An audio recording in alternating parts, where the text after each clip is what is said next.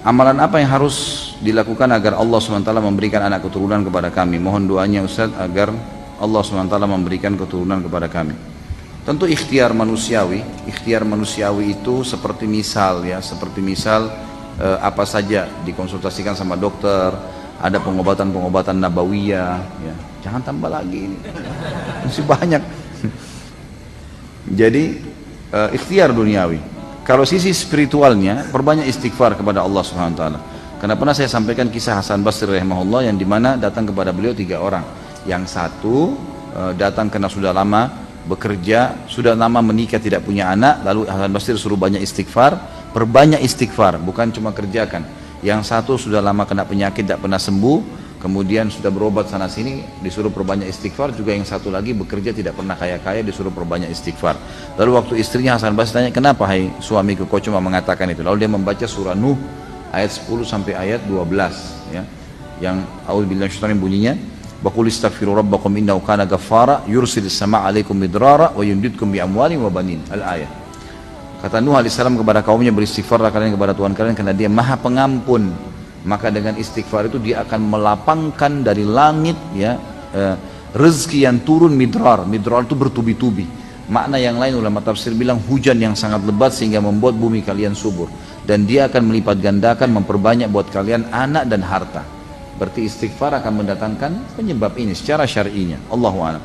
Dan disinilah momen Anda bersabar. Saya tahu ada seorang teman saya di Madinah dulu waktu saya masih mahasiswa. Beliau dari Mesir, seorang apoteker. Nah, seorang dokter. Beliau kerjasama sama teman saya orang Madinah untuk buka apotek dan sering ketemu. Kami bersahabat, makan sama-sama dan segala. Saya tahu dia menikah lebih dari 12 atau 15 tahun tidak punya anak. Padahal secara medis dia dokter sendiri, dia juga dokter. Dia tahu dirinya subur, istrinya subur.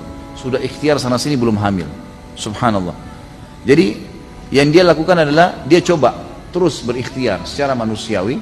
Dan subhanallah di tahun ke-16 ya, saya tahu sendiri setelah pernikahannya, dan dia banyak ikhtiar seperti minum air zam-zam sambil berdoa. Dia memperbanyak mengkonsumsi kurma yang basah untuk kesuburan. Kemudian dia berdoa kepada Allah SWT, banyak dilakukan secara ikhtiar.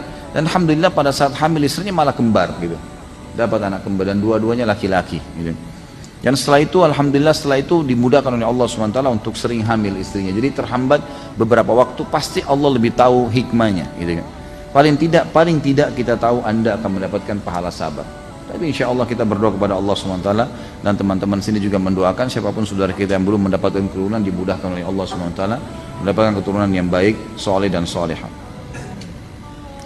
Dalam Islam, bolehkah menyindir seseorang yang sedang menyombongkan diri atau ujub di depan kita agar menghentikan sikapnya tersebut? Tidak usah sindir, ingatkan aja ya, terutama jangan sampai sombong dia kita balas dengan sombong kan gitu. Dia dosa, kita dosa gitu. Ini jangan dilakukan. Mungkin antum sudah bisa bayangkan seperti apalah kalau misalnya jalan dengan sombong lalu dia tunjukkan lebih sombong jalannya. Ini nggak boleh gitu kan.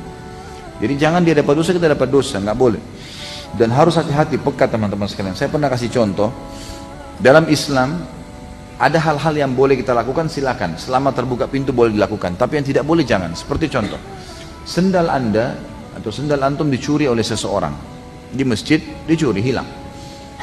Yang kita boleh lakukan adalah berdoa kepada Allah untuk dikembalikan sendalnya. Itu satu. Yang kedua, karena kita tahu ini, boleh kita doakan agar Allah menghukum si pencuri. Boleh. Tapi yang tidak boleh menghina si pencuri. Nggak boleh kita bilang misalnya pencuri ini binatang misalnya. Nggak boleh kita bilang itu. Kita berdosa dengan kalimat itu karena tidak ada hubungannya dengan hal yang dia lakukan. Dia berdosa dengan curiannya, kita berdosa dengan cacian kita. Jadi tepat, ambil apa yang boleh secara syar'i terbuka lakukan, yang tidak boleh jangan. Sama dengan kasus menikah, mana yang boleh dinazar, mana yang boleh itu boleh, tapi yang tidak boleh. Jadi kita tahu mana yang boleh dilakukan dan mana yang tidak boleh. Jadi di sini kalau menyindir lebih baik kita mengingatkan, boleh saja kita mengingatkan dengan cara baik. Afwan, saya lihat kayaknya ada seperti ini misalnya.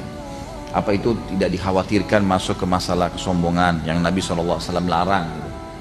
Ya, kita baikkan dengan santun. Insya Allah tidak ada sesuatu yang dibungkus, dikemas dengan kebaikan kecuali pasti akan mendatangkan respon yang positif.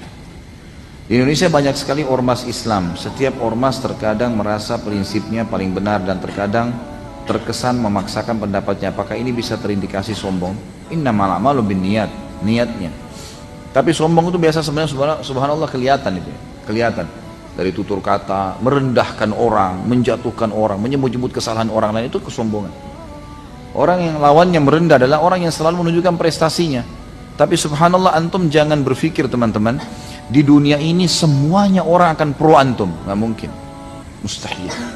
Kenapa? Kita lihat Nabi Muhammad SAW. Apakah semua orang pro beliau? Tidak. Yang pro yang memang orang beriman, tapi orang kafir benci, gitu kan? Mereka benci sekali Nabi SAW. Jadi kita harus tahu, jangan orang mimpi di dunia ini tidak akan ada orang yang benci dia. Pasti akan ada masalah-masalah yang dihadapi. Terlebih lagi kalau memang ada prestasi dunia yang dia dapatkan, gitu kan? Kita makin tinggi teman-teman sekalian prestasinya, maka makin kencang angin yang meniupnya. Harus tahu itu. Itu bahasa sederhananya.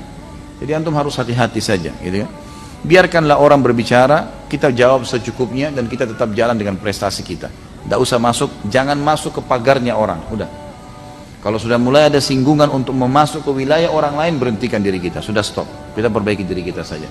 Tidak ada kekurangan itu pada diri kita, kita bersyukur kepada Allah SWT. Ada pada dia, kita doakan supaya jadi baik dan kita nasihatin. Cukup sebatas itu.